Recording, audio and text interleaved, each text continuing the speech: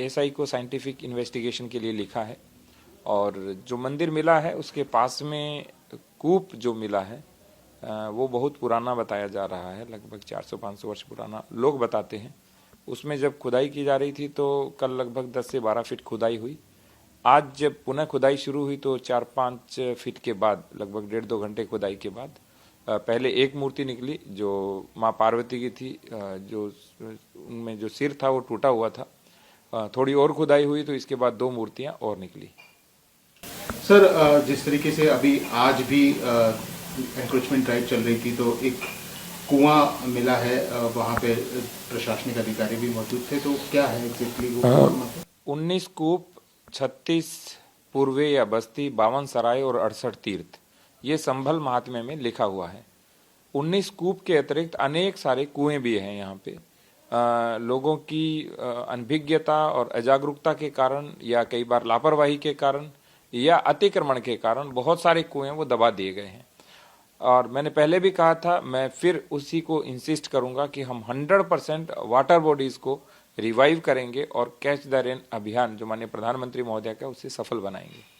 Sir, जिस तरीके से कुएं में भी कुछ मूर्तियां मिली हैं, एएसआई को भी आपने लेटर लिख दिया है, तो क्या उस एरिया को अभी प्रोटेक्टेड कर दिया है वहाँ पर? अभी एरिया प्रोटेक्ट किया है और खुदाई केवल थोड़ी सी देर के लिए रोकी थी क्योंकि भीड़ ज़्यादा हो गई थी। हमने बैरिकेटिंग करा दी है और हमने कहा है कि जितना गहरा है कुआं उसके अंदर जितना भी कचरा या मलबा भरा हुआ है वो सारा निकाला जाए और पूरी सुरक्षा के साथ कार्य हो रहा है। सर, जिस तरीके से ड्राइव भी चल रही है, संभल में एनक्रोचमेंट भी हटाए जा रहे हैं, तो क्या इन टेम्पल्स, जो इस तरीके के टेम्पल्स हैं, उनकी खोज अभी और जो नहीं मिले हैं उनकी जारी रहेगी और एनक्रोचमेंट ड्राइव से भी इसमें हेल्प मिलेगी? गत 2 सप्ताह से हमारी टीम खोज रही है, एक एक करके चीज़ें निकल रही हैं। कुछ चीज़ें लोग बता रहे हैं, बहुत सारी चीज़ें हमारी टीम ने भी खोजी हैं। मेरा सब लोगों से भी अनुरोध रहेगा, यदि इस तरह का कोई प्राचीन अवशेष मिलता है, कहीं पर भी कोई प्राचीन धरोहर आपको सामने दिखती है तो उसके बारे में हमें अवगत कराएं, क्योंकि ये धरोहरें हमारी संस्कृति की, हमारी सभ्यता के प्रतीक चिन्ह भी हैं और वो हमारे लिए एक गर्व का और गौरव का विषय भी है। तो जो जो मिलेगा उसको हम अच्छे से संरक्षित कराएंगे ताकि भविष्य के लिए हम संजो सकें। सर, इलेक्ट्रिसिटी थेफ्ट के लेके भी ये ड्राइव चल रही है, अभी तक कितना एफआईआर भी हो चुकी हैं बहुत सारी उसमें, तो ये भी कंटिन्यू रहने वाला है? स्टैंडर्ड लाइन लॉस बिलो 10% होता है और हमारे यहाँ लाइन लॉस मोर देन 72% है और कुछ और दीपा सराय इत्यादि एरिया में मोर देन 80-85% हमारे यहाँ जो इलेक्ट्रिसिटी थेफ्ट है। तो हमारा प्रयास ये रहेगा कि जो स्टैंडर्ड है बिलो 10% लाइन लॉस उस तक लेके आया जाए। तो हम बिजली विभाग को जो जो सहयोग चाहिए, चाहे प्रशासन की ओर से, नगर पालिका की ओर से, पुलिस की ओर से, वो 100% उनको सहयोग दे रहे हैं।